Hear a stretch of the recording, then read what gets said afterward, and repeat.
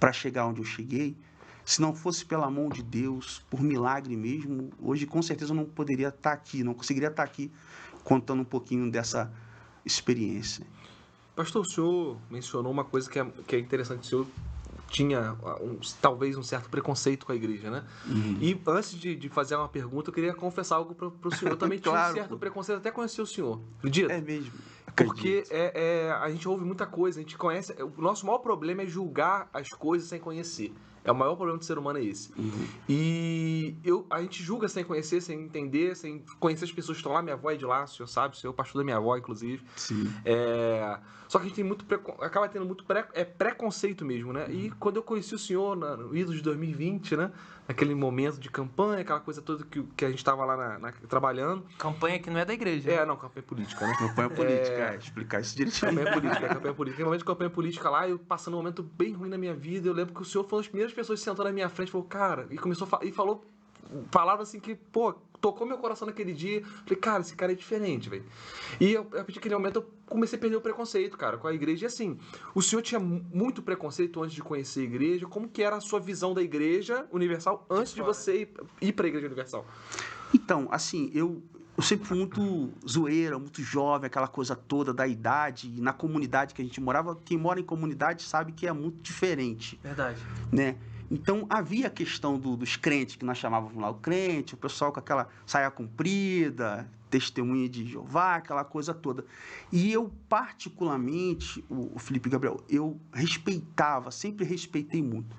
Então, isso de uma certa forma me ajudou, porque tudo que falavam a respeito da Igreja Universal, eu ficava na minha e falava, ó, não vou tomar partido nenhum porque eu não sei.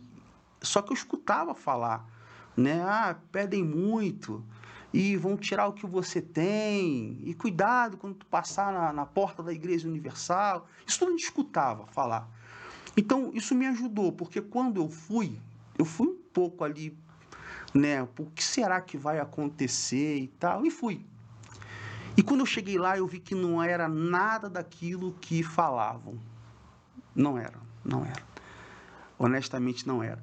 Então, assim, eu coloquei os pés na Universal uma vez só e dali nunca mais saí. Eu lembro que o pastor que estava pregando na época, ele era um paraibinha baixinho, calça caindo toda hora, aquela coisa toda, é esse aí que falam que vai fazer isso, vai fazer aquilo, vão pedir tudo e tal, sério isso?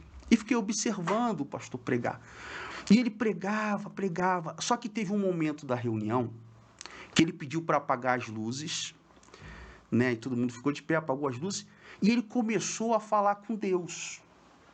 Eu te amo, eu te adoro, aquelas coisas todas, e eu questionava isso. Como vou falar que eu amo, que eu não conheço? Como eu vou adorar quem eu não tenho a mínima informação de quem é? Então, eu servia os espíritos, eu adorava as imagens. Então, eu tive dificuldade de entender o que ele estava fazendo, mas fechei os olhos. E nesse questionamento que eu estava fazendo, começou a vir muitas lembranças da minha infância e dos momentos atuais. Na época, eu já era militar, eu estava como cabo na Polícia do Exército do Rio de Janeiro, estava estudando, fazendo faculdade de Direito.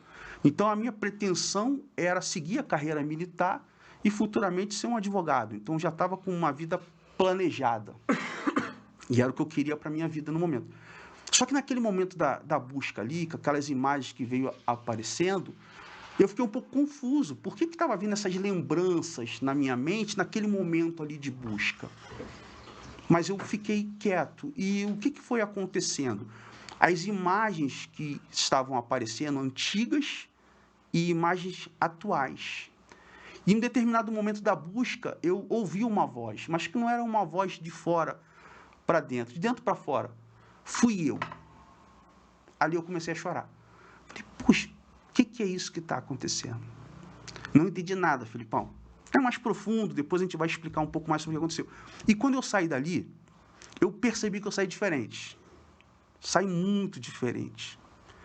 Não sabia o que estava acontecendo. E quando chegou no dia seguinte, eu não tinha mais aquela mesma força que eu tinha antes. Tinha para as baladas, de beber, sabe? Estava diferente. E naquele momento eu percebi, poxa, Deus existe. Deus existe. Eu demorei 2 semanas para voltar para a Igreja Universal. Eu não voltei. Mas eu percebia que algo estava muito diferente. E quando eu retornei depois de 2 semanas sozinho, esse mesmo pastor estava lá. Ele, rapaz, tudo bem? Vem tomar café comigo. Pô, ele nem me conhece. Ele não se preocupou que eu poderia, de repente, roubar a igreja.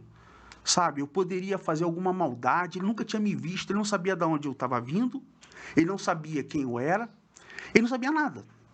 Simplesmente ele me chamou, vem tomar café comigo. E eu tomei café com ele. E aí ele falou assim, você pode olhar a igreja para mim? Que eu vou numa outra igreja? Eu falei, pô, tá bom. Eu fiquei sozinho, tomando conta de uma igreja grande, de um pastor que eu nunca tinha visto, né? A princípio era a segunda vez que eu estava olhando para ele. Ele confiou a chave da igreja na minha mão e foi lá para outra igreja. E eu fiquei sozinho lá. Falei, meu Deus, e agora? Sentei no banco daquela igreja e falei, puxa. E aí, Felipe, o tempo foi passando. Ele começou, vamos ali comigo, Wallace. Vamos aqui comigo, entra aqui, vamos ali e tal, aquela coisa toda. Discipulando. Eu não tinha a mínima ideia do que ele estava fazendo. Não tinha a mínima ideia. Né? E as pessoas com aquele preconceito, né? Então, ali surgiu uma voz.